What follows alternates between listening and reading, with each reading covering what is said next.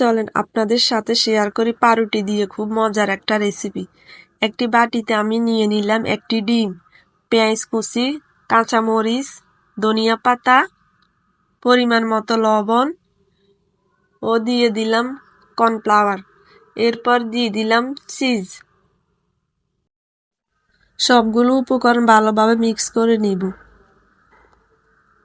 এরপর নিয়ে নিলাম রুটিগুলো 3 কোনা করে কেটে নিলাম। এরপরে ডিমের মিশ্রণটি রুটির উপরে লাগিয়ে নিব। আমি সবগুলো রুটিতে ভালোভাবে মিশ্রণটি লাগিয়ে নিয়েছি।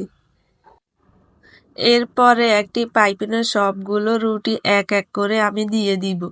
এরপরে পিঠ ও পিঠ ভালোভাবে ভেজে নিব। আপনারা চাইলে খুব সহজে এই রেসিপিটা বানিয়ে নিতে পারেন।